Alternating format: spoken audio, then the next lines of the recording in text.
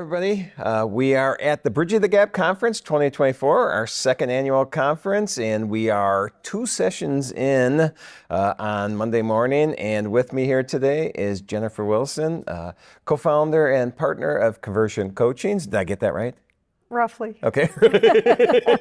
Roughly. That's what I shoot for. I shoot for roughly. So we're good to go. We're going to talk today about a myriad of things, but what I want to do first is thank you for being here.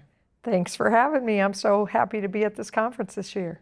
And you are speaking at the conference, and we were trying to figure out your title, and neither of us knew for sure, but why don't you give us an idea of what you're talking about today? I'm going to speak about transformation of the business model in firms and really finance departments too, but just how the accounting profession needs to shift in so many ways.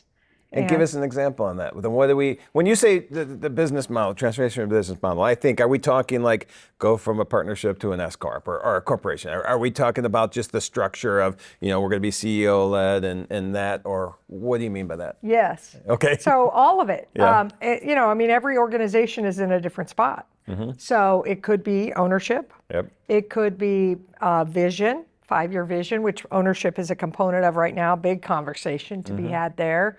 It's, behavioral expectations, core values, culture. It's how are we structured organizationally, management, and then what are our primary strategies or initiatives for change this next year? So it's huge, and certainly no organization should take on all of those things in any one year, but every group's in a different place, and so trying to figure out where are we on this map, and what should we be prioritizing for change? So that's great. I think all that needs to happen, but what's the why? Why do we need change? Why isn't it okay to just keep going the way we've been going for the last 100 years? Because our pipeline's shrinking, because demographic changes in the United States, and it's going to impact workforce for clients and for talent, because there's all this awesome technology that could make our lives so much better and remove mundane tasks and allow us to make a bigger difference, because staying the same is boring. Those are some reasons maybe. No, I agree completely with all that, because we are, unfortunately, way too much of a, salary profession, same as last year, keep going. But it's also ingrained in us just from what we do. I mean, consistency and all that, but unfortunately we do that in running our business too, rather than just the way we do work. So I agree. I'm looking forward to that session. I'm hoping I can get in it. I got a busy schedule here, but if not, I get to see the tape afterwards. Sure. So that'll be exciting. So one thing you said then and there was one of the reasons, one of the whys was the pipeline issue. You just wrapped up a survey, tell us the title of the survey. Okay, well, so what I'm doing is I'm acting as independent facilitator for a group called the National Pipeline Advisory Group, and NPAG for short. Okay. And we have been studying since July of 2023 the talent pipeline issues in accounting. And we have a mission to develop a strategic plan with specific solutions to increase the number of people who are attracted to a career in accounting, who then, some number of whom will go on to become licensed. And we've had a shrinking accounting pipeline over time, and shrinking at various levels, shrinking at declaring a major in accounting, graduating with an accounting degree, going on to take the CPA exam and passing it and becoming licensed, and then a decent amount of attrition at the 1 to 5 years of employment level. So this group of 22 independent stakeholders that include academics and regulators and state societies and firms and finance departments of varying sizes, we've been, conducting the survey you mentioned, but also reading a whole bunch of other research that's been done, all post-pandemic, up to 25 or 25 and more research reports that we read before we conducted our own national survey. And our survey was really focused on testing solution ideas. Nice. Yeah. And can you give us a few of those solution ideas that came out of it? Well, so first, just let me say that we issued a draft report May 14th. There's an 8-page executive summary and then a 88-page draft report. Wow. Yes, and we've been open for comments. We closed for comments the 1st of July. And so this month has been focused on incorporating those comments and ideas and we're going to issue the final report the end of this month, and then it's time to implement the report. Right. So you asked for a few examples. Really, we came down to 6 thematic areas. So I think that's the focus. And one sad piece of news is that we can't solve the pipeline crisis unless we address all 6 areas. In our opinion, they're not, they don't stand independent. We won't see a huge boost in any one of these areas. And I'll give you a quick example. One of the 6 areas is tell a better story. We have to tell a better story in accounting. I agree. I think that's a shocker. Not really. Everybody knows this. And so, but we have to tell a better story, and it has to be authentic and true and real. So in order to do that, we have to have a better story to tell, Right. okay? Which goes to the other themes. Now, one thing to pay attention to and tell a better story is that about 40 to 50% of accountants choose their career in middle school and high school. So we have to reach them earlier. Wow. Okay, yeah, we have to reach them earlier. Well, you think about high school accounting. You know, most people, if I do a show of hands in a speaking gig, I'll say, how many of you took an accounting class in high school? About half the audience. How many of you knew an accountant when you were in high school? Yeah. You know, were influenced by an accountant, a parent or an uncle or a friend, or somebody came to speak at your school or whatever it is. And so part of Tell a Better Story is reaching them earlier and amplifying and helping high school teachers and a whole bunch of other things like that. But we have to have a better story to tell. Right. And that's going to be one of the 6 themes called, we've got to make the employment experience better. We have to enhance it, right? So a lot of people think of talent pipeline and they think, well, that's just recruiting, getting people in the front of the pipeline. Let's smash in a bunch of young people. Right. But if we're bleeding them out at the employment experience, and then they're telling their friends, family, and everything else how they didn't love it, Right. then their middle school, high school people they influence are not going to choose us. And that's what we're experiencing right now. We're experiencing that cycle, especially because Reddit, Fishbowl, social media, they amplify the negative, not the positive. And so we have, we're recommending all kinds of solutions. Those are 2 of the thematic areas. Yep. But an example would be increased starting salaries at the employment level. That's important. Really important. We have lagged in that area. Oh, correct? my goodness. Yeah. And we have in the paper really important data that shows that we have lagged behind other business majors significantly in starting salaries. Like this, and we didn't cherry pick our data. We went and got data from the National Colleges database and looked at what starting salaries were for business majors. We're behind actuarial. We're behind business administration. We're behind math majors and data analysts and a whole, a bunch. Finance, we're behind finance. Oh, yeah. And not only that, but we're not keeping up with inflation.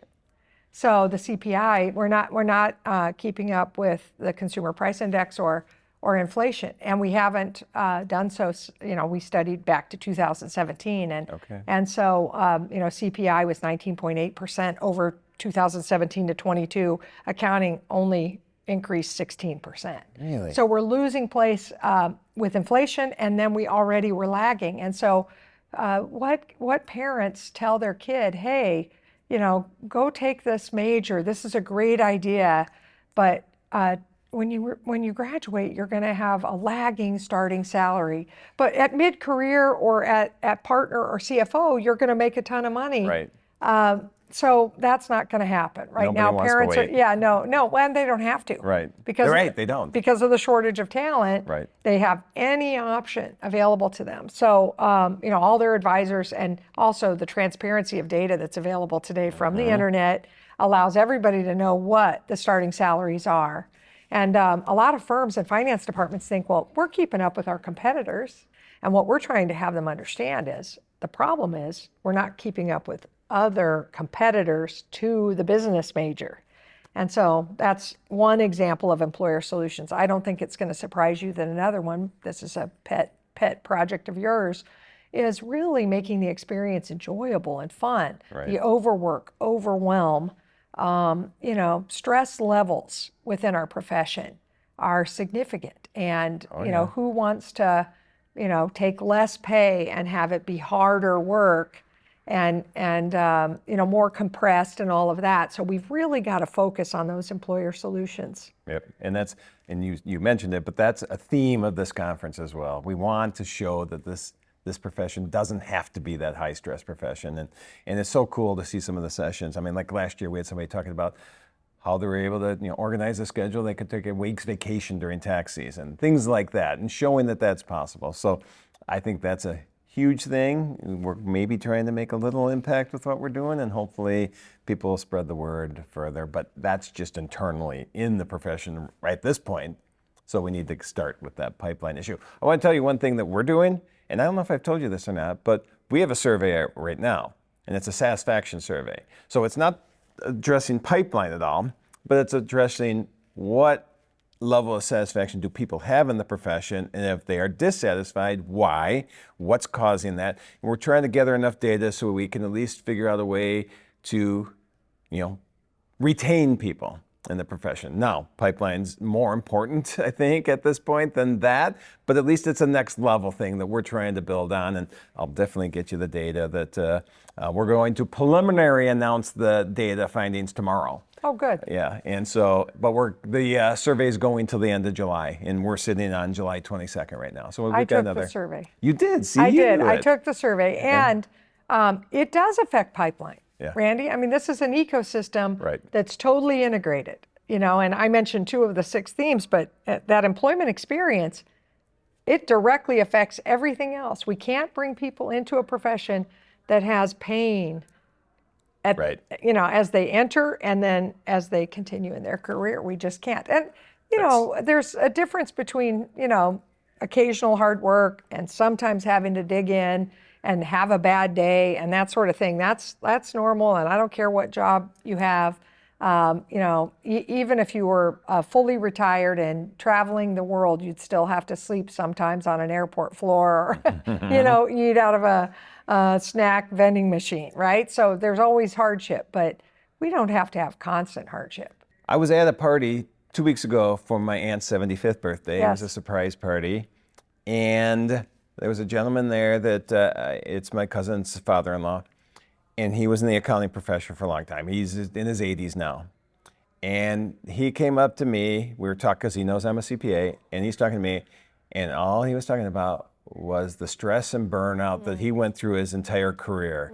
And I'm thinking, we gotta fix this. There has to be a way that this is not the legacy someone leaves in their profession and when they go out and he's a great guy, and I don't mean anything negative about him, but that's the first thing when he popped in his head when we started talking about the profession. So pipeline, satisfaction, all this, we just need to fix it because this is an awesome profession, and I am passionate about what we're doing, and we can do it different, and we can do it better, and we can work 40 hours a week during tax season. There's all these things we can do, and you've done an awesome job, and we don't have time to go into this, on everything you do, but that Anytime, Anywhere work survey, and I just wanted to get that out there that you're doing, and that's currently out there right now? Yep. All right, that is just giving you great data and showing what people want, and if people get what they want in the profession, that's another step of attracting people in. Yeah. Well, we've been studying flex practices for a long time, and that's a piece of it too. That's part of the overwork, overwhelm piece.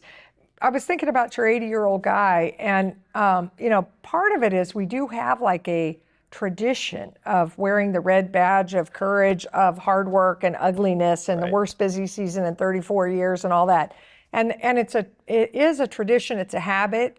Your first speaker this morning talked about positivity, amplifying the positive. How are you today? I'm awesome. Yes. Not how are you today? Oh, I'm exhausted. I worked so hard last night. Right? And so some of it is like in our own minds and out of our own mouths. Some of it's a little bit like mistaken. We shouldn't be doing it. Nope. We amplify that. And Some we have of to it's stop. real, and we have to change the business model. Well. And you can build a firm or a finance department that brings you joy and that you love. You can absolutely do that. And we act so powerless, like all this toil has been brought upon us. It's what we started with before we began this interview. Yep. I bring it upon myself, right? Yep. And so I can build an entity that I manage that is fun, where I make money, where I don't have to be overwhelmed and stressed, where my people don't have to feel negative about the environment or the clients or the work. I agree, and I think you're doing a great job to do that. And so I want to applaud the things you're doing. I want to tell you I appreciate everything you're doing, and I appreciate you being here today. This was a lot of fun, so thank you. Thank you, Randy.